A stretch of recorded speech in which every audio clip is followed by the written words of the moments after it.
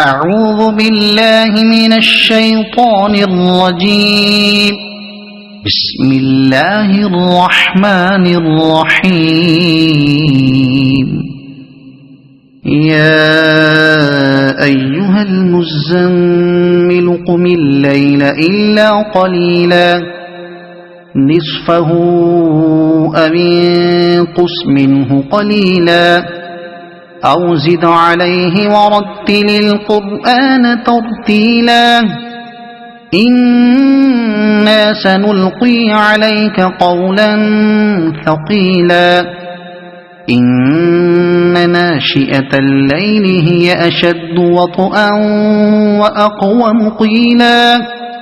إن لك في النهار سبحا طويلا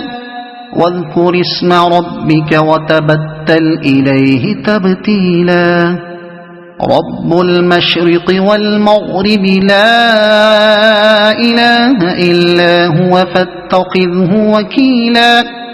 واصبر على ما يقولون واهجرهم هجرا جميلا وذرني والمكذبين أولي النعمة ومهلهم قليلا إن لدينا أنكالا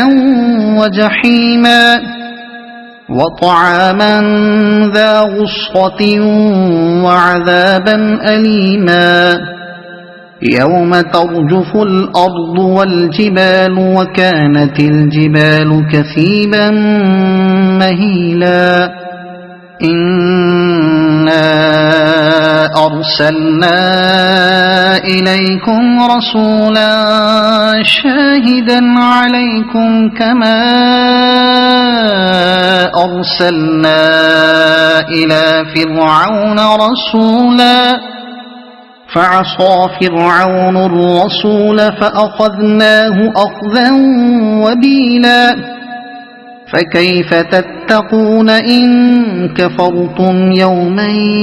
يجعل الولدان شيبا السماء منفطر به كان وعده مفعولا إن هذه تذكرة فمن شاء اتخذ إلى ربه سبيلا إن ربك يعلم أنك تقوم أدنى من ثلثي الليل ونصفه وثلثه وطائفة من الذين معك والله يقدر الليل والنهار علم أن لن تحصوه فتاب عليكم فاقرؤوا ما تيسر من القرآن علم أن سيكون منكم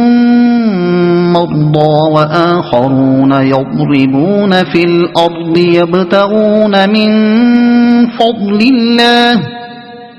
يبتغون من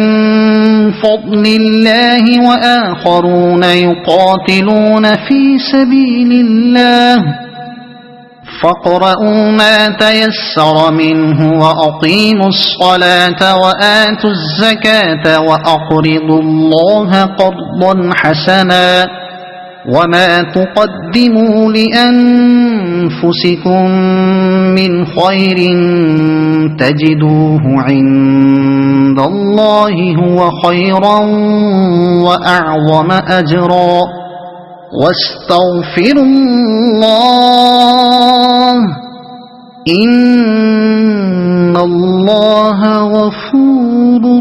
رحيم صدق الله العظيم.